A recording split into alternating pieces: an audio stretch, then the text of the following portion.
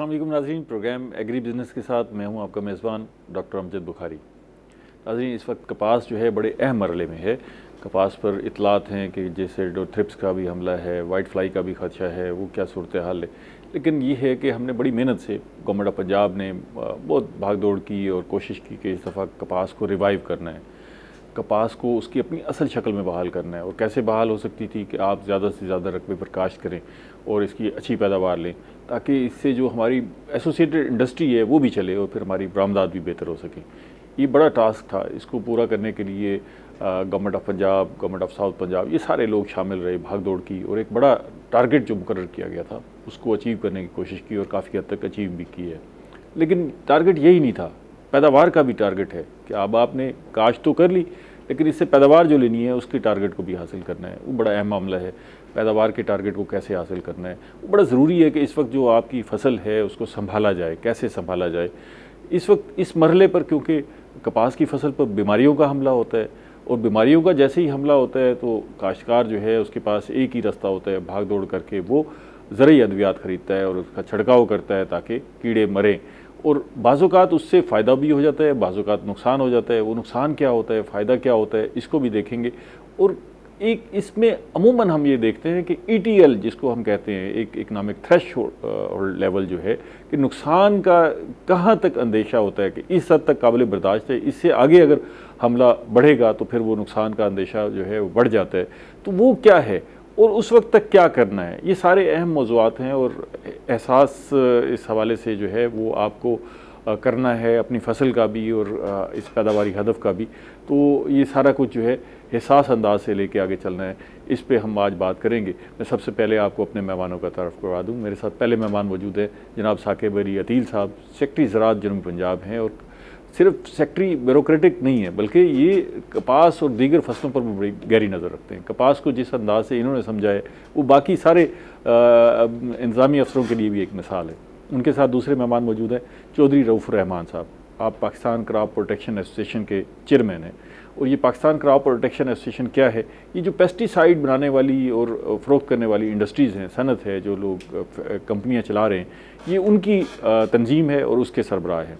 तो उनसे भी जानेंगे कि आपके हवाले से बड़ी अफवाहें सरगर्म होती हैं और लोग कहते हैं कि जी दवाएँ सही नहीं मिलती, तो ये असल सूरत हाल है क्या? बहुत शुक्रिया आप दोनों मेहमानों का। सेक्रेटरी साहब, पहले तो ये बताइएगा कि इस वक्त जो है कपास की फसल जो है वो कैसी है और आप उससे सेटिस्फाइड हैं, और जो इस वक्त बीमारियों का हमला है उससे कोई परेशानी वाली बात है या सब ओके? बिस्मिल्लाहिर्रहमानिर्रहीम। सबसे पहले आपका शुक्रिया डॉक्टर साहब और OE TV का कि इस अहम मौके पर जब कपास अपने बड़े एक क्रिटिकल स्टेज में एंटर हो रही है तो आपने ये हमें बुलाया। इस वक्त जो कपास की पोजीशन है, तो अगर मैं उसे कहूँ कि मोर देन सेटिस्फैक्ट्री यानी वेरी गुड है, तो that it would not be bad. बल्कि अच्छा। अर्ली कॉटन जो है हमारी वो तो एक्सीलेंट है। अच्छा। और अभी चूँकि बाकी का अभी वेजिटेटिव ग्रोथ है, अब उसमें भी बॉल फॉर्मेशन शुरू हो गई है, तो हम ये वन सेंटेंस कह सकते हैं कि बहुत अच्छी जा रही है। और हम होपफुल हैं कि जिस तरह ये पूरा, जैसे आपने गवर्नमेंट का कहा, गवर्नमेंट ने बहुत से स्टेप्स लिए। जैसे सबसे पहले 8,500 कीमत का मुकर्रर करना, दैट इज़ इंडिकेटिव प्राइस। उसके बाद फिर तमाम कमिश्नर्स, DC, AC, तहसीलदार, इनको फील्ड में काम इस कपास पे लाना। फिर ये अहम था कि हमारे एग्रीकल्चर के ऑफिसर मुख्तलिफ ड्यूटीज़ कर रहे थे। कोई प्राइस कंट्रोल कर रहा था, कोई डेंगी कंट्रोल कर रहा था, कोई आटा बेच रहा था। वज़ीर आला पंजाब ने एक ऑर्डर किया कि तमाम के तमाम लोग कपास पर फोकस करेंगे। फिर ये था कि फिर भी शॉर्टेज थी, तो हमें उन्होंने इजाज़त दी कि अब 2,000 इंटर्नीज़ को भी, स्टूडेंट्स को ले लें। वो भी हमने ले चुके हैं, तकरीबन 1,000 ले चुके हैं। ठीक है। तो ये सारे इस तरह के हमारे जो सब, उसके बाद मसला था वाटर का, तो सेक्रेटरी इरीगेशन ने बहुत कोऑपरेट किया, वाटर का फराहमी की, जिससे हमारी जर्मिनेशन बहुत अच्छी हुई कपास की। और अब जो मामला है कि कॉटन पे पेस्ट की सूरत हाल, अभी कल हमारी मीटिंग हुई थी, तो अभी तक जैसिड का कुछ प्रेशर है। ठीक है। थ्रिप्स का कहीं कहीं पे है। जैसिड के लिए हम सिंपल वो एक एप्लीकेशन पेस्टिसाइड, 2-3 4 पेस्टिसाइड अप्रूव्ड हैं, वो हम रिकमेंड कर रहे हैं कि सिंगल एप्लीकेशन करें। वाइट फ्लाई पिछले साल से बहुत कम है, चूँकि कंड्यूसिव इन्वायरमेंट भी है। और हमने 2 काम जो फील्ड में पूरा साल किए हैं, वो था ऑफ सीज़न मैनेजमेंट और alternate host management. Of season management ये थी कि जिस तरह पिंक बॉल वॉर्म के जितने भी हमारे पास मुख्तलिफ कॉटन के छड़ियों के ढेर थे, उनको हमने उसमें से पहले कोशिश की फील्ड में से बॉल रिमूविंग कराने की, क्योंकि जो बॉल होता है कॉटन का उसमें पिंक बॉलवर्म का लार्वा होता है। ठीक है। तो जो वाइट फ्लाई था उसका हमने जो हमें पूरा साल चूँकि ये रहती है और मुख्तलिफ अल्टरनेटिव होस्ट पे रहती है, तो हम पूरा साल इसे मैनेज करते आए हैं। तो अल्हम्दुलिल्लाह ये सारी सूरत हाल और साथ मौसम और इस तरह का और रब का करम ख़ास तौर पे शामिल हाल है और रहेगा इंशाल्लाह। तो उसकी वजह से अभी तक क्रॉप हमारी बहुत अच्छी है। जो हमारी अर्ली आ रही थी, मुझे कॉटन डिनर वाले आज बता रहे थे उनके प्रेसिडेंट कि उसका उन्होंने ज़िंदगी में इस तरह की कॉटन नहीं देखी, इतनी अच्छा, शानदार अच्छा, उसकी लेंथ शानदार है, खबरी वाली बात है। वो उसका कलर बहुत शानदार है, बिल्कुल चमकदार, जिसे चांदी कहते हैं, सफ़ेद सोना कह सकते हैं आप। और उसके अंदर जीओटी बहुत अच्छा है। अच्छा, यानी बाई ऑल स्टैंडर्ड्स इस वक्त जो हमारी कॉटन आ रही है वो बहुत अच्छी आ रही है और अल्हम्दुलिल्लाह मैं रब का शुक्र अदा करना चाहिए। ठीक है। जो सब ये अगर फसल अच्छी हो और बीमारियों का हमला कम हो तो आपको तो परेशानी हो जाएगी, ज़ाहिर है, फितरी सी बात है। डॉक्टर ये चाहता है कि ज़्यादा से ज़्यादा बीमार लोग आएँ, गोरकन का काम ये है कि बंदे मरेंगे तो उसका कारोबार चलेगा। तो आपको तो इस वक्त परेशानी की लहर थोड़ी। डॉक्टर साहब, पहले तो मैं आपका शुक्रगुजार हूँ, और जैसे साकिब साहब ने कहा कि इस दफ़ा नो डाउट कि बहुत ज़्यादा क्रेडिट जाता है पंजाब गवर्नमेंट को भी और महकमा ज़राअत को भी कि इन्होंने बहुत ज़्यादा संजीदा कोशिश की है काटन को लगवाने में, और ख़ाली मतलब वो खाना पूरी नहीं की। ठीक है। और बड़ा फॉलोअप हमने देखने में पहली दफ़ा मिला है। साकिब इसमें कोई शक साहब नहीं, जा बड़ा रहे हैं, इनिशिएटिव मतलब इनकी ठीक पूरी है। टीम जा रही है, स्टेक होल्डर के साथ मीटिंग्स भी हो रही हैं, और बड़ी खुशाइन बात है। और मैं समझता हूँ कि काटन की रिवाइवल में ही मुल्क की रिवाइवल है, और इसी में हमारी तरक्की पोशीदा है कि काटन लगेगी तो मैंने पहले भी कहा कि तमाम शोबे जो है वो इससे मुस्तफ़ीद होंगे। पेस्टिसाइड है, जिनिंग है, टेक्सटाइल है, फिर वैल्यू एडिशन है, एक्सपोर्ट है, सारी इसी से वाबस्ता है। जी एग्जैक्टली ऐसे ही है। तो बाकी रिस्क मेरे अल्लाह के इख्तियार में है, और मैं अब आपको बताता चलूँ कि जो पेस्टिसाइड का कारोबार है, अभी सिर्फ पेस्टिसाइड का कारोबार नहीं रह गया, लोग अच्छा। सीड का कारोबार भी यही कंपनीज कर रही हैं, ठीक है। फर्टिलाइजर का काम भी यही कंपनीज कर रही हैं, और वो काम हमारा ज्यादा बड़ा काम है सीड का काम। मुतबादल के तौर पे ढूंढ लिए या नहीं, इससे रिलेटेड कारोबार था ना Related जी, ही है, ठीक है। इससे एक ही छत के नीचे ये काम हो सकता था, ठीक है। और हमें एक्सपीरियंस भी है, तो इसलिए हमारे लोग ही जो है वो सीड का काम भी कर रहे हैं। आपने देख लिया कि जो इनकलाब आया है राइस के अंदर, वो हमारी प्राइवेट कंपनियां, नेशनल कंपनियां सीड लाई हैं राइस का, और 30 मन से 130 मन पे पैदावार चली गई। इसी तरह मकई की 30 मन से 130 मन पे पैदावार हम लोग ले गए हैं। तो ये बड़ी खुशाइन बात है, मकई हो, राइस हो या काटन की पैदावार में इजाफा हो, अल्टीमेटली मुल्क को फ़ायदा होगा। तो हमें इसमें जो है वो खुशी है इस बात के अंदर कि हमारी एग्रीकल्चर ग्रोथ कर रही है, और मैंने फिर यही कहा कि एग्रीकल्चर की ग्रोथ के साथ ही हमारी सबकी इज्जत भी है, और अल्लाह तबारक व तआला ने इसके अंदर बहुत ज़्यादा बरकत रखी है काटन के अंदर, कि ये निचले लेवल से काम शुरू होता है, जीनर हो गया, आड़ती हो गया, व्यापारी हो गया, चोनियाँ हो गई, और टेक्सटाइल मिल, और फिर जो है गारमेंट्स वाले, और ये सारे के सारे शोबे जो हैं इसमें इन्वॉल्व हो जाते हैं। तो ये उम्मीद अल्लाह की ज़ात से हम यही करते हैं कि काटन की भरपूर फसल होगी, मगर थोड़ा सा मुझे डाउट ये है कि हमने जो है वो सीड को हमारे पास बहुत अच्छा नहीं था, जो मुझे थोड़ा सा डाउट होता है कि सर्टिफाइड सीड हमारे पास कम था। ये एक डाउट होता है कि हमारा फोकस जो है वो सोइंग पे भी बहुत अच्छा रहा हमारा। अब हमने जो है वो एक स्टेज खैर गुजर गई, तो नंबर ऑफ प्लांट्स का बहुत बड़ा रोल होता है डॉक्टर साहब। ठीक है। काटन के अंदर नंबर ऑफ प्लांट्स जो है वहीं से आपको पता चल जाता है कि आपकी क्रॉप ने अच्छा होना है या कम यील्ड, जर्मिनेशन ठीक होगी तो, हाँ जर्मिनेशन ठीक होगी तो वो आपकी नंबर ऑफ प्लांट्स ठीक होंगे। सेक्रेटरी साहब से पूछ लेते हैं, ये कंसर्न है जी इनका कि भी बीज, ये कहते हैं कि जी हमने जितना रकबा टारगेट रखा उतना हमारे पास अच्छा बीज दस्तयाब ही नहीं था, तो हमने कैसे उगा लिया ये सारा कुछ? देखिए, इस दफ़ा एक तो मैं ये बता दूं कि हमारा जो किसान है वो बहुत समझदार है। हम वो बाज़ औक़ात मैं तो समझता हूँ कि हमारे साइंसदानों से भी ज़्यादा उसकी विजडम होती है, क्योंकि वो खुद खेत में खड़ा होता है। जो आदमी खुद खेत में खड़ा है उसे पता है मेरी ज़मीन पे कौन सी चीज़ उग रही है, कौन सी नहीं उग रही है, और क्यों नहीं उग रही, ये भी उसे पता होता है। हम भी बता रहे होते हैं, गाइड कर रहे होते हैं, और ख़ुद भी होता है। जहाँ तक इस दफ़ा का सीड का जर्मिनेशन, बड़ी बात इन्होंने की है जर्मिनेशन की। जहाँ तक बात है तो इस दफ़ा हमारे सीड ने 80% प्लस जर्मिनेशन दी है। हाँ जी बिल्कुल, और स्टैंडर्ड से ज़्यादा 75% से। अच्छा, ये तो सर्टिफाइड की होगी ना, बाकी नो ओवरऑल दी है। मैं आपको मैं बताता हूँ उसकी वजूहत। वजह ये होती थी, अमूमन लोग ये करते थे कि सर्टिफाइड के, अभी एक तो मामला ये था कि SS-32 पिछले सालों में इसकी अप्रूव नहीं थी। ठीक है, गवर्नमेंट ने उसे अप्रूव कर दिया, जो कि 40% एरिया पे लगती है, by all standard, that is standard cotton. ठीक है, तो वो अप्रूव कैटेगरी में वो भी 40% एरिया आपका ये आ गया। ठीक है। उसके अलावा जो बाकी वैरायटीज़ हैं उसमें कोई ट्रिपल जीन है वो भी भरपूर लगी हैं। ठीक है। बाकी जो सिंगल बीटी हैं वो भी बहुत सारी लगी हैं। तो हमें इस दफ़ा हमने एक कंपेन रन की थी, उसमें ये था कि आप सॉइल प्रिपरेशन प्रॉपर करें, वो एक IPM का मेथड होता है वो भी। हमने लोगों से किया कि जिनके नीचे हार्ड पेन बन गए हैं वो हार्ड पेन को सब सॉइल से तोड़ें। उसकी वजह दो थी, क्योंकि हम ये समझते हैं कि ये बहुत बड़ा एक टूल है। पेस्ट जो आपका जो बीमारियां हैं जैसे फंगस से आती हैं, बैक्टीरिया से आती हैं, ज़ेर ज़मीन से आती है, उसके लिए बहुत इंपॉर्टेंट है और जर्मिनेशन के लिए बड़ा इंपॉर्टेंट है। ठीक है। तो लोगों ने वो भी किया। फिर उसके अलावा हमने एक और किसान सेंटर मुकर्रर किए और हमारे तमाम सेक्टरीज जितने भी साउथ के हैं हर जिला एक एक सेक्टरी के पास है। उन किसान सेंटरों पे हमने इंश्योर किया कि वो बीज अवेलेबल हो जिसकी जर्मिनेशन प्रॉपर हो। ठीक है। तो that's why majority of people लोगों ने हमारे पास से सीड जो लिया और ज़्यादातर लोगों ने लिया और जाके कंपनी से भी लिया, तो वो सारे का सारा इतना अच्छा था कि फील्ड में जाकर उसने परफॉर्म किया और उसने जर्मिनेट हो गया। अब बात रहेगी प्रोडक्शन की। मैं इस पे बिल्कुल इनसे इस बात पे एग्री करता हूँ कि सीड को और बेहतर होना चाहिए और हो सकता है। ठीक है, बेहतरी की गुंजाइश तो और लेकिन जहाँ तक बात है कि वो सर्टिफाइड नहीं है, तो ऐसा मतलब ये बात किसी हद तक ठीक है, सारा सर्टिफाइड नहीं है, लेकिन मेजॉरिटी अप्रूव्ड है, अप्रूव्ड सीड मौजूद है इसमें फील्ड में। और उसकी बाकी मैनेजमेंट की बात अच्छा, सर्टिफाइड ना भी हो, अगर उसके रिजल्ट्स अच्छे हैं, दैट्स ओके। बुनियादी मसला ये होता है कॉटन क्रॉप में कि आप ये नॉर्मल क्रॉप से हटके बहुत सेंसिटिव क्रॉप है, अगर आप इस पे प्रॉपर मैनेजमेंट कर लें, इसे स्ट्रेस ना आने दें, तो आपको अच्छा प्रोडक्शन दे देगी। अभी जो करंट सिचुएशन में जो कॉटन आ रही है तो वो आप देखेंगे बहुत शानदार कॉटन आ रही है by all standard, without using of any kind of pesticide.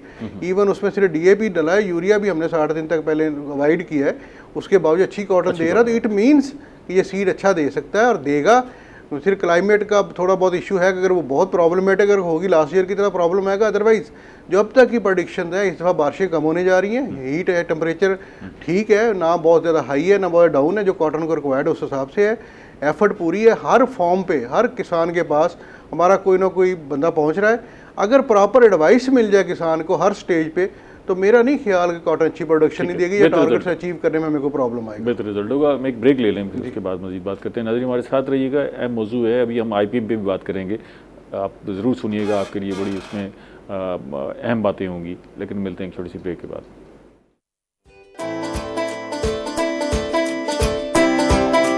Welcome back नाजरीन, हम कपास पे बात कर रहे हैं, माहिरीन हमारे साथ मौजूद हैं। जो सब अभी आपने खुद ही ये एक जिक्र किया कि जी हमने रकबा तो इतना बढ़ा दिया लेकिन हमारे पास बीज इतना नहीं था और सर्टिफाइड बीज नहीं था, तो अब अगर रकबा बढ़ा है तो उसी हिसाब से हमें पेस्टिसाइड भी चाहिए होगी ना, वो भी ज़्यादा चाहिए होगी मामूल से। तो क्या आपके जो क्रॉप प्रोटेक्शन एसोसिएशन है और आपकी जो शोबे में मौजूद कंपनियां हैं, उन्होंने उसकी तैयारी कर रखी है कि भाई जो हमारी ज़रूरत होगी उसके मुताबिक अद्वियात दस्तयाब होंगी? जी मेरा ख्याल है अल्हम्दुलिल्लाह पेस्टिसाइड का कोई इशू ऐसा सच नहीं है। पेस्टिसाइड अब पहले कभी आती थी फार्मूलेटेड, ठीक है, तो उसमें इशू होता था कि आप इंपोर्ट नहीं कर सकते थे।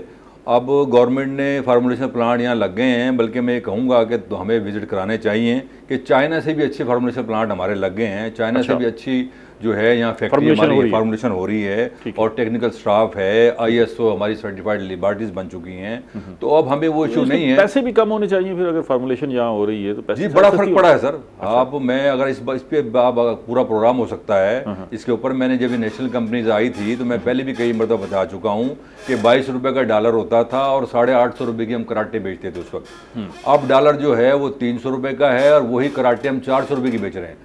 अच्छा, वही कराटे हम जो पहले 22 रुपए का डॉलर होता था तो हम 850 की बेचते थे, आज वही कराटे लैम्डा वो भी अगर आप उसमें जो डॉलर का रेज है उसको शामिल करें तो उसकी प्राइस कहीं बढ़ के बावजूद 400 रुपए में बेच रहे हैं, तो बहुत बड़ी मैं समझता हूँ हम वो कर रहे हैं। तो बाकी दवाइयों का ऐसा इशू नहीं है और हमारे पास अल्हम्दुलिल्लाह तैयारी भरपूर है। अच्छा, ये तो जो सब बात हो गई ना क्वांटिटी की, आप कहते हैं कि जी हमारे पास तैयारी भरपूर है, मकदार जितनी चाहिए हम उतनी प्रोवाइड कर देंगे जब भी ज़रूरत पड़ी, लेकिन आपके हवाले से बड़े खदशात हैं लोगों के जहनों में भी, हुकूमत के जहन में भी, कि भाई आप दवाई सब स्टैंडर्ड देते हैं और कपास जो है वो तबाह हो जाती है। बल्कि बाज़ औक़ात तो आपको माफिया के नाम से भी याद किया जाता है। लोग कहते हैं कि जी पेस्टिसाइड माफिया जब भी जिक्र होता है अभी भी कुछ हुकूमत ने कुछ थोड़ी सी चीज़ें कंट्रोल करने की कोशिश की, तो आपकी PCPA की तरफ से बड़ा इस पर शदीद रद्द-ए-अमल आया और एहतजाज आया। ये क्या मामला है? अगर चीज़ें रेगुलेट करने की कोशिश की जाती हैं तो आप क्यों रद्द-ए-अमल देते हैं इस पर? सर, इसमें मैं कहूँगा कि बड़ी बदकिस्मती ये है हमारे सेक्टर के साथ कि हमारे सेक्टर को सुना नहीं जाता कभी भी। मीटिंग्स के अंदर हमारे मौक़िफ़ को सारे मानते हैं और सेक्रेटरी साहब भी बैठे हैं माशाल्लाह, इनके सामने भी बातें होती हैं हमारी। तो हम फैक्ट्स एंड फिगर के मुताबिक बात करें।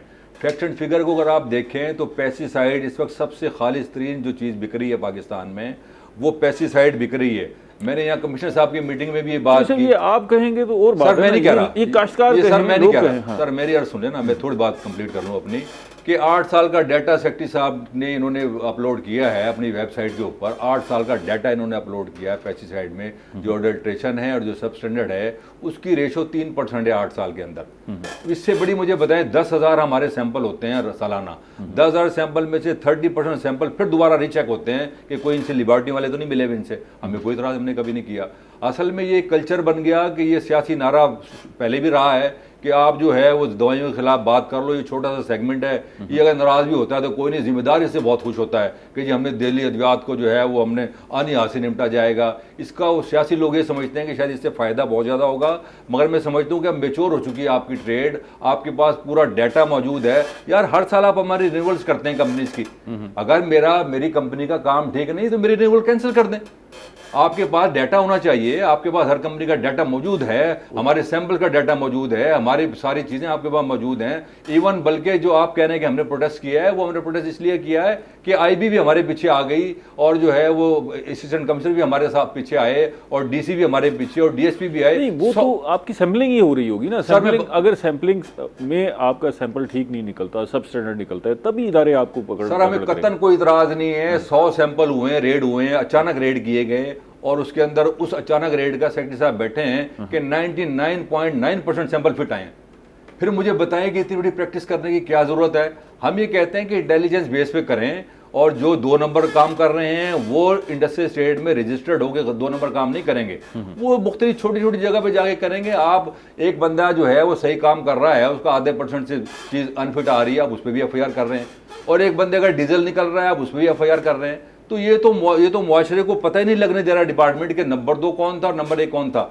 हमारी सारी जंग देखें, अभी जो 80% कंपनीज हैं वो अभी ग्रोइंग उसमें है, पोजीशन में है अपनी, इन्होंने ग्रो करना है। कोई भी कंपनी 80% ने ग्रो क्यों करना है? छोटी कंपनीज हैं, वो अभी आई हैं। नहीं मतलब छोटी कंपनी है ना, 8-9 साल हो गए उनका भी छोटा, उनका वॉल्यूम छोटा है। उन्होंने बड़ा बनना है और बड़े वो जब बनेंगी जब वो अपनी चीजें ठीक बेचेंगी। अगर गलत चीजें बेचेंगी, मुझे बताएं परचून की दुकान नहीं चलती मोहल्ले में, अगर आप गलत चीज दे दोगे तो दूसरी दफा बच्चा नहीं लेने आता आपसे गलत माल। हम तो यार 60% उधार दे रहे हैं। आप इस बात को समझे कि 60% हमारा ऑन रिकॉर्ड हम उधार दे रहे हैं। पाकिस्तान के अंदर तो कल्चर ये है कि लोग आपके नकद पैसे लेके वापस नहीं देते और हमारी सही दवाइयों के पैसे वापस नहीं मिलते। इसका मतलब है अच्छा पैसा है पेस्टिसाइड वालों के पास, उधार दिए जा रहे हैं। 60% सर उधार मजबूरी है, कल्चर है हमारा, कल्चर हमारा बन गया, कल्चर डेवलप हो गया हमारा। ये हम तो खिदमत कर रहे हैं बहुत बड़ी, मल्टीनेशनल कंपनियां नहीं देती। हमने अभी आपके रिजर्वेशंस दूर हुए हैं या अभी बरकरार है? सर अभी तक चीजें, एक्ट कई दफा बन चुका है, कई दफा एक्ट पे बात हो चुकी है, मीटिंग में हमारी बात मान ली जाती है। अब तो कमेटी बना दी गई थी कि आप कमेटी में भी सर बनी है, अभी तक उसका कोई रिजल्ट नहीं आया। बात आड़े में वही आ रही है कि एक फेडरल लॉ है, एक प्रोविंशियल लॉ है, 18वीं तरमीम के बाद आ गया पंजाब में, वो कहते हैं कि अभी फेडरल में, ये कहते हैं अभी हमारे पास पूरा आया नहीं। ब्लेसिंग है कि सेक्रेटरी साहब इत्तेफाक से मौजूद हैं, ये सारे मामलात इनसे जान लेते हैं। चीज़ें हमें आगे बढ़ना है ना जी, क्यों सर ये मामलात जो है वाकई ये काश्तकार के कंसर्न या हुकूमत के कंसर्न ठीक हैं या सिर्फ ऐसे ही ब्लेम गेम है? ये ठीक होने से भी ज़्यादा ठीक है। अच्छा, देखिए मैं कोई मेरा दोस्त से आर्ग्यू नहीं करूँगा बहुत शदीद, मैं कुछ बातों में मैं एग्री करूँगा। जैसे इनका ये कहना है कि कोई कंपनी भी 2 नंबर कारोबार करके चलेगी नहीं, वो 1 साल जाली अद्वियात बेचेगी, अगले साल कोई नहीं उससे लेगा। 100% ये बात इनकी सही है। प्रॉब्लम ये है कि क्या, पहला बात तो ये टर्मिनोलॉजी में भी बड़ा मसला है ना।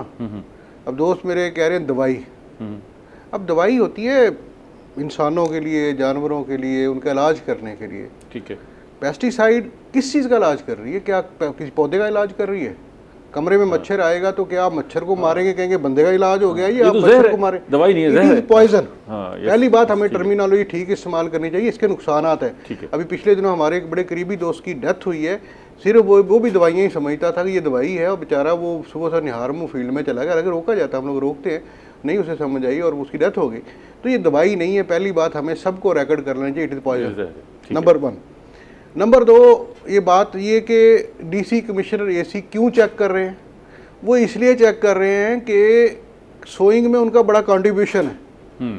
उन्होंने नंबरदारों को इस्तेमाल किया, डाला, पटवारियों को कहा, तहसीलदारों का, हमारा वो अब आगे प्रोडक्शन भी उनसे गवर्नमेंट कहती है हमें दे लेनी है। हमारे जो जैसे मैंने कहा सेक्टरीज हैं साउथ पंजाब के, हर सेक्टरी को एक एक ज़िला दिया गया है, अब उन्होंने भी पीछे पड़ना है। ठीक है, मसला ये इसलिए उनका ये चेक करना, पीछे इस पर परसू करना कि वेदर ये पेस्टिसाइड सही है नहीं है, सैम्पलिंग कराना, ये उनका इस पर ड्यूटी से ड्यूटी भी है और ये नेशनल ड्यूटी भी कर रहे हैं। नंबर 3।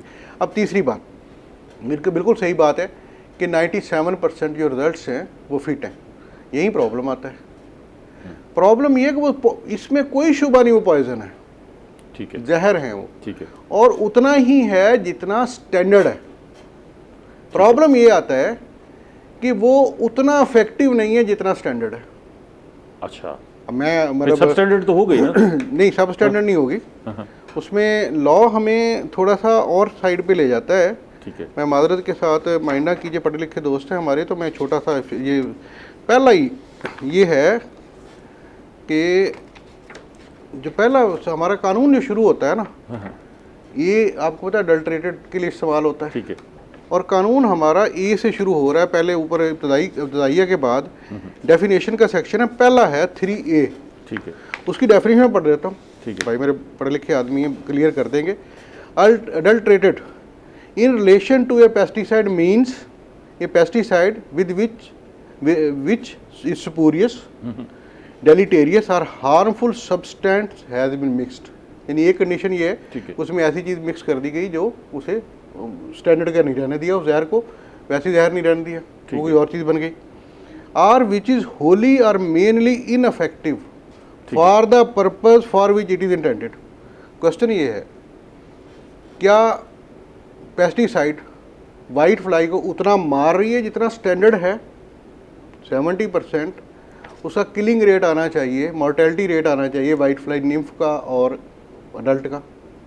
क्या पेस्टिसाइड, और इसमें और भी कई चीज़ें, मतलब ये एक मेजर हमारे 2 इशू है कॉटन पे, एक पेस्टिसाइड, एक है वाइट फ्लाई, एक है पिंक बॉलवर्म। बाकी का इशू मैंने जैसे बताया, जैसिड आया तो जैसिड का हमने कहा पेस्टिसाइड करो चूँकि इफेक्टिव है। ठीक है, हमारा जो इशू आ रहा है किसान का इशू, पहले मैं किसान की बात कर लूँ, गवर्नमेंट की बात में करता हूँ। उनका इशू ये है वो पेस्टिसाइड लेते हैं, वो असर नहीं करती, और उसकी वजूहत कई हो सकती है। बड़ी वजह, सबसे बड़ी वजह जो हम समझते हैं, मैं इनसे एग्री करते हुए, कि वो वजह ये नहीं है कि पॉइजन कम है, वो वजह है कि वो मुसलसल इतनी पेस्टिसाइड एप्लीकेशन हुई है कि वाइट फ्लाई उस पर रेजिस्टेंट हो गई, और इंतहा ही कि ये समझे इंटेलिजेंट पेस्ट है और तेज़ी से अपने आप को बदलता भी है, जेनेटिकली मॉडिफाई करता है। अच्छा, तो वो अब पेस्टिसाइड उन पर ये काम नहीं कर रही क्योंकि इतनी ज़्यादा हो चुकी हैं। अब ये जहाँ तक गवर्नमेंट का मसला, गवर्नमेंट को जब कंप्लेंट आती है तो वो यही आती है किसान से जाली है।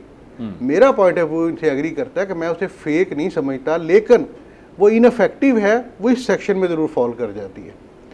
अब इसका इलाज क्या है वो हम निकाल रहे हैं, इस पर पूरी 2 साल हमारी मीटिंग्स भी चल रही हैं और गवर्नमेंट के नोटिस में है, इस पर कि इफेक्टिव कौन सी है, इस वक्त एक्सपेरिमेंट हो रहे हैं, मनसूबा कर रहे हैं, फेडरल गवर्नमेंट भी करा रही है, पंजाब गवर्नमेंट भी, कि कौन सी पेस्टिसाइड इफेक्टिव है कौन सी नहीं। हम इसमें, मेरा ये पॉइंट है कि हमारी मल्टीनेशनल मोस्टली कंपनीज के पास अपनी लैब्स हैं।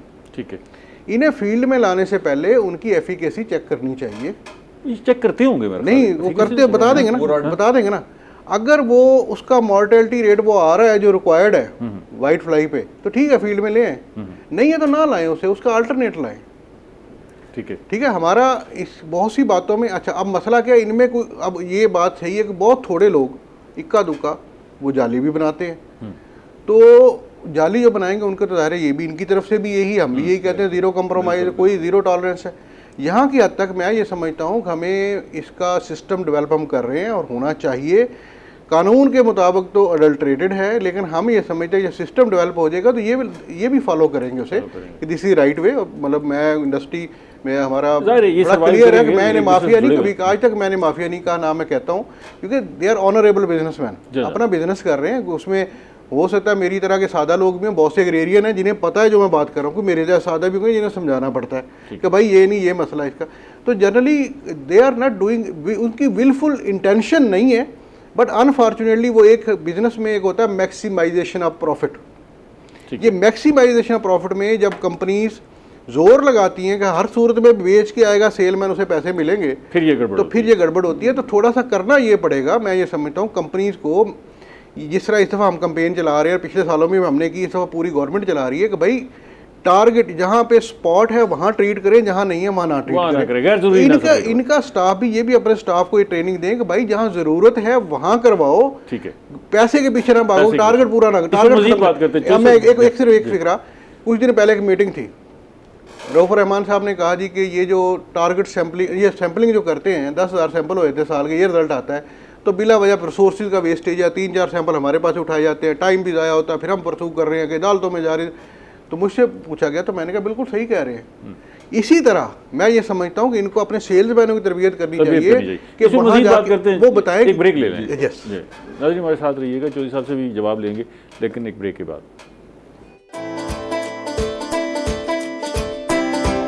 वेलकम बैक नाजरीन, हम कपास पे बात कर रहे हैं और इम्पॉर्टेंट गेस्ट हमारे साथ मौजूद हैं। चौधरी साहब, ये बात तो सेक्रेटरी साहब की ठीक है कि आप भी सिर्फ, आपकी कंपनियां मुनाफे के पीछे भागती हैं, और वाकई जो आपके सेल्स एग्जेक्टिव हैं उन्हें ये टारगेट दिया जाता है कि हर सूरत में ये दवाई बेच के आना है, तो फिर उसमें तो यही काम होगा जो फिर सामने आ रहा है।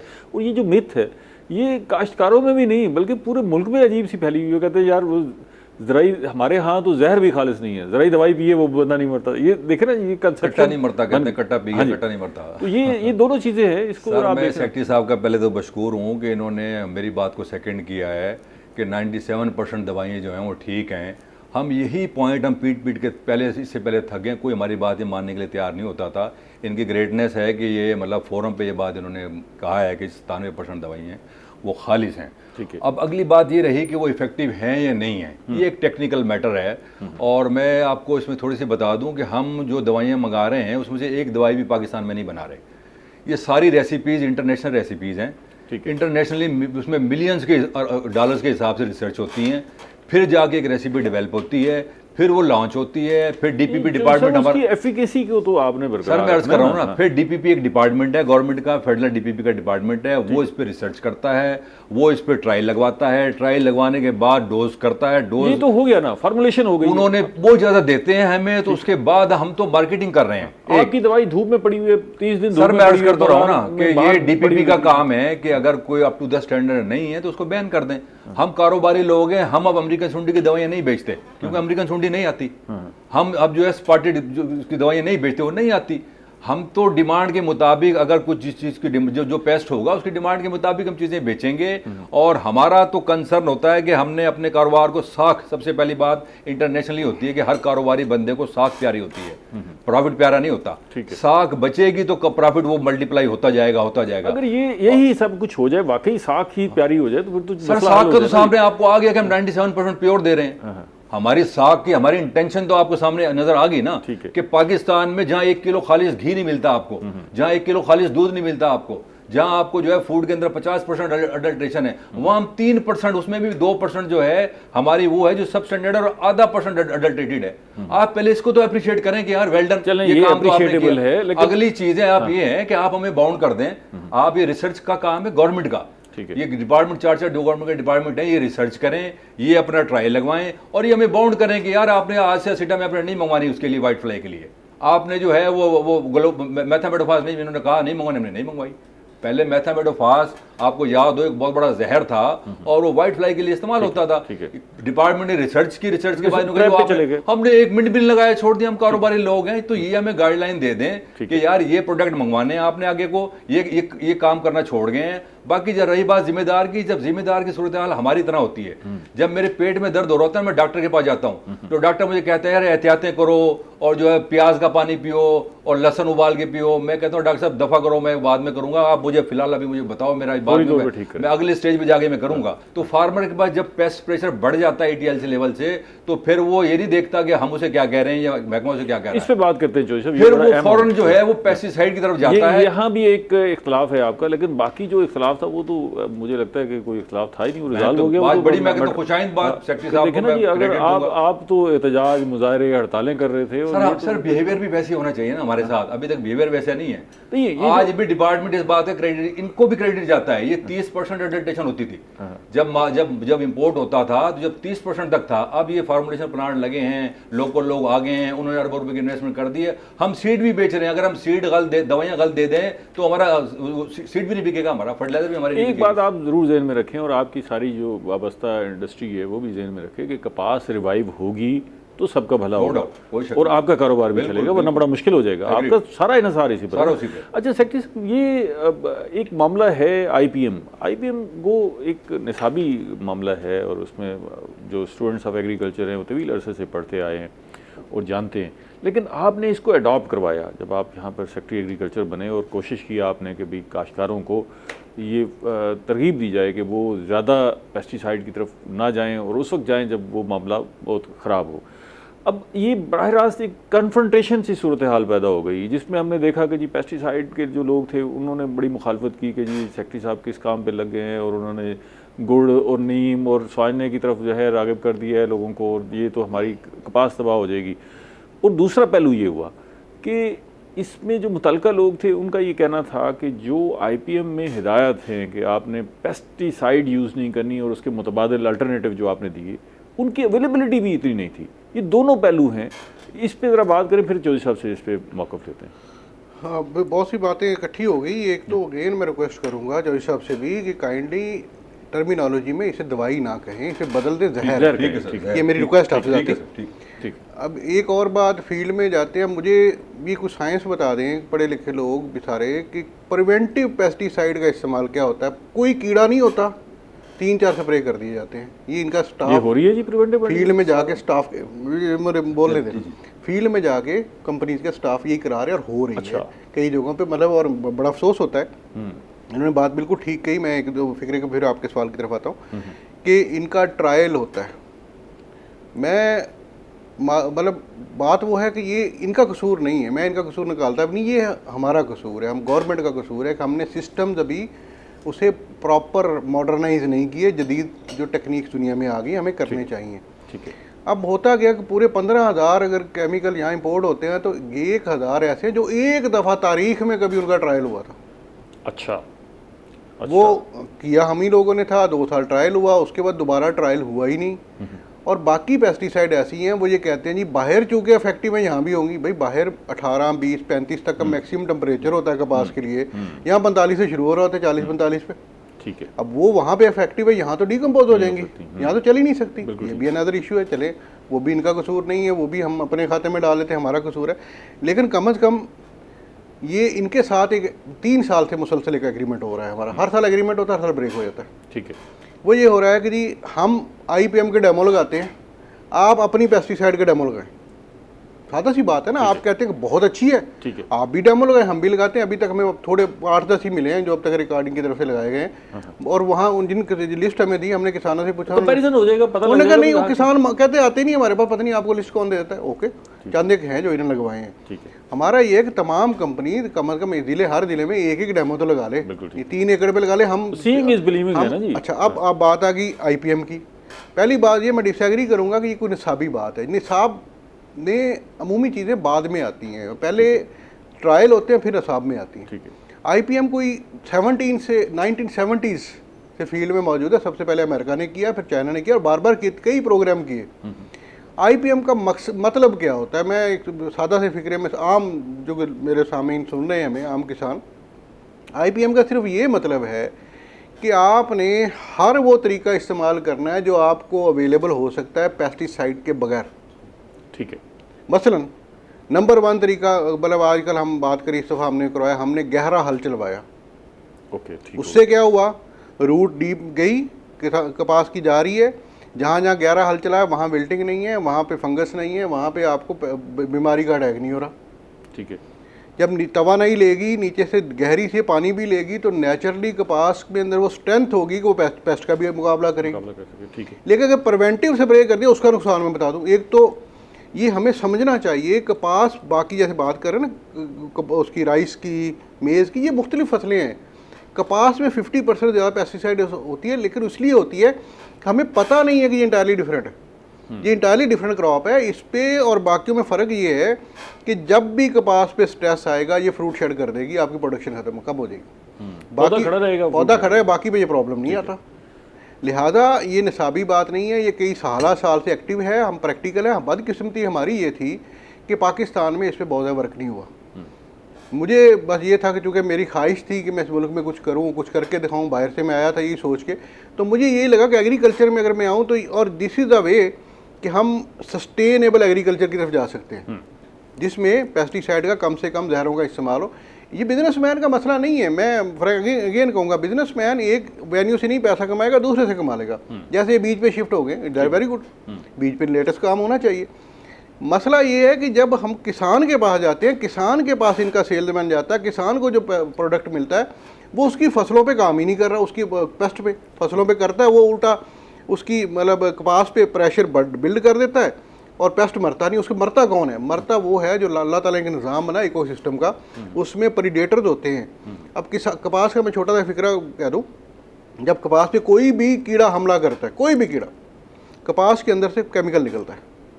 वो दो काम करता है। एक, बाकी जो फील्ड में पौधे उन्हें बताता है कि भाई मुझ पे फलां कीड़े ने हमला कर दिया, उसको मखसूस स्मेल होती है उसकी।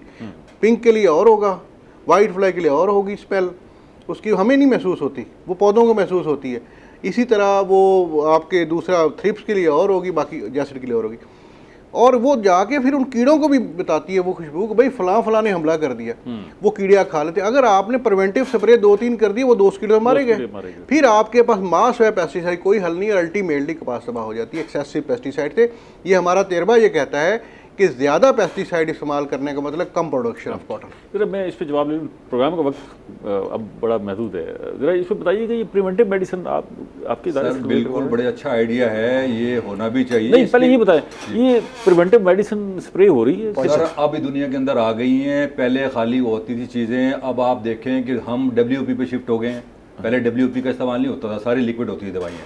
अब हम SC पे आ रहे हैं। दुनिया SC जिसमें पानी इस्तेमाल होता है। ये तो बड़ी ज़ाइलिन की जगह मेडिसिन जो है वो अगर हम खेतों में इस्तेमाल कर रहे हैं तो वो फिर उसको भी तो उसी प्रोसेस से गुजर के आना चाहिए ना। इंटरनेशनली ये सारी की सारी चीजें सेट हुई हुई हैं। अब तो स्प्रे सिर्फ 3 होते हैं। मुझे बताएं, जब आप 1,40,00,000 बेल ले रहे थे, उस वक्त आती थी अमेरिकन सुंडी। अगर हम इस फार्मूले को मान लें तो उस वक्त 12 स्प्रे होते थे और 140 मन पैदावार ले रहे थे। तो ये फार्मूला हमारा कहाँ गया? देखें, ये बड़ा आइडियल तो है कि आप बायोलॉजिकल कंट्रोल करें या ऑर्गेनिक जो है ना उस पर ले जाएं। श्रीलंका ने आखिरी दिनों में ये किया था। श्रीलंका जब ख़त्म होने लगा तो उन्होंने कहा यार हम खादे नहीं मंगवाते, पैसे नहीं हमारे पास, दवाइयाँ हम नहीं मंगवाते।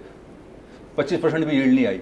इसके लिए एक लंबा प्रोसीजर है, जैसे सेक्रेटरी साहब ने कहा कि वो पूरा जहनी तौर पे हमें तैयार करना पड़ेगा, पूरी कौम को, पूरे फार्मर्स को। उसके लिए आप जो है वो पहले, मेरा ख्याल है हमें भी पै दर पै प्रोग्राम करने पड़ेंगे। सर फार्मर के एंड पे मैं थोड़ी सी आखिरी बात करता चलूँ कि हम इसमें फार्मर को स्पेयर ना करें। फार्मर के एप्लीकेशन टेक्निक्स के अंदर ही ज़मीन आसमान का फर्क आ जाता है। अभी नवाज शरीफ यूनिवर्सिटी ने जो है वो कराई है, नोजल चेक कराई है पूरी, अपने तौर पर उन्होंने कराई है। मतलब 100 नोजल में से 90 मशीनें खराब थी, वो भी हमारे खाते में आएंगी। यानी सबसे समझदार बंदे को हम दवाई लेने भेजते हैं और घर का जो सबसे बेचारा जो हल्का निकम्मा बच्चा बंदा होता है उसे स्प्रे कराते हैं। उसे कैलिब्रेशन ही नहीं पता होता कि डालनी कितनी है। वो उसे कहते हैं गिलासी 100 वाली, वो ऊपर वाली गिलासी डाल देता है, वो भी मेरे खाते में चली गई। तो पूरी दुनिया के मुताबिक ही हम पेस्टिसाइड बेच रहे हैं। इस पे ट्रेनिंग करवाएं। हाँ, जो रेसिपीज हैं उसके सर हम आगे कुछ चीजें बढ़ रही हैं। अब मैंने आपको बताया कि अब हम SC की तरफ चले गए हैं, अब हम WP की तरफ चले गए हैं। अब वो एफिकेसी का मामला आगे को हल होता जाएगा और लोग साशे पे आ रहे हैं आगे को। प्रोग्राम खत्म हो रहा है जी। मैं एक बात जरूर पूछना चाहूंगा सेक्रेटरी साहब से आखिर में कि ये आपने वादा किया था कि 8500 रुपये फी मन मिलेंगे काश्तकार को। हुकूमत अब भी कह रही है कि यकीन नहीं करेंगे इसको, लेकिन काश्तकार रो रहे हैं कि जी वो 6500-7000 रुपये आ गई, यकीन है, क्या करें? मैं इसमें पहली बात तो ये बताऊं कि ये जो प्राइस होती है ना, स्पोर्ट प्राइस नहीं है, ये इंडिकेटिव प्राइस अनाउंस की थी federal government. Number 1, indicative price का मतलब ये कि अगर नीचे आएगी तो हम इसे संभाला देंगे। अब नीचे आई है, इसमें मीटिंग्स हो चुकी हैं, मुसलसल हो रही हैं और हो चुकी है, और ये फैसला हो गया है कि TCP फील्ड में आ रही है। और आप चंद दिन में देख लेंगे कि वो जब परचेज करना शुरू करेगी उसमें, क्योंकि होता है फैक्टर, इंटरनेशनल फैक्टर भी हैं कि कोई प्राइस नीचे आ रही ऊपर जा रही। ज़ाहिर हम कोई जंगल में तो नहीं बैठे, इंटरनेशनल कम्युनिटी का हम हिस्सा हैं, ग्लोबल मार्केटिंग है, हर जगह चल रही है, उसका असर हमारी मार्केट पे आता है। हमारी कॉटन बहुत अच्छी होने के बावजूद भी असर आया, चंद दिन के लिए आया, लेकिन ये इंशाल्लाह एक हफ्ते से ज़्यादा ठहरेगा। टीसीपी आ रही है मार्केट में, टीसीपी आ रही है, बिल्कुल आ रही है, क्योंकि ये फैसला कर लिया गया है, पाकिस्तान ने फैसला कर लिया कि जो किसानों से वादा किया पूरा करेंगे। चंद दिन का प्रॉब्लम जरूर है, लेकिन अभी मेन क्योंकि सीजनल क्रॉप आने से पहले आप देखेंगे उससे पहले परचेज शुरू हो जाएगी, ठीक है, तो ये मसला हल हो जाएगा। इतना बड़ा इशू है नहीं, इंशाल्लाह हम रिजॉल्व करेंगे। जो किसानों से वादा किया पूरा करेंगे। चंद दिन का गैप है, उसके लिए ज़ाहिर है सिस्टम बनने में कुछ टाइम लग जाता है, क्योंकि हम एक्सपेक्ट कर रहे थे कि कम नहीं होगा, जल्दी ज़्यादा हमें था कि सीजनल जैसे आएगी उस वक्त टीसीपी एक्टिव होगा, लेकिन सीजनल से पहले हमें एक्टिवेट करना पड़ रहा है। ठीक है, अब दोनों मेहमानों को बेहद शुक्रिया। बहुत सारी बातें रह गई, लेकिन ये ऐसा मामला है जिस पे हम मज़ीद जो है आगे भी बढ़ते रहेंगे। अभी कपास की फसल है, इसको बचाना है, पैदावार अच्छी लेनी है। नाज़रीन, आपने बातें सुनी, आपके लिए बहुत सारी रहनुमाई थी। अगले प्रोग्राम तक इजाज़त दीजिए, अल्लाह के बाद।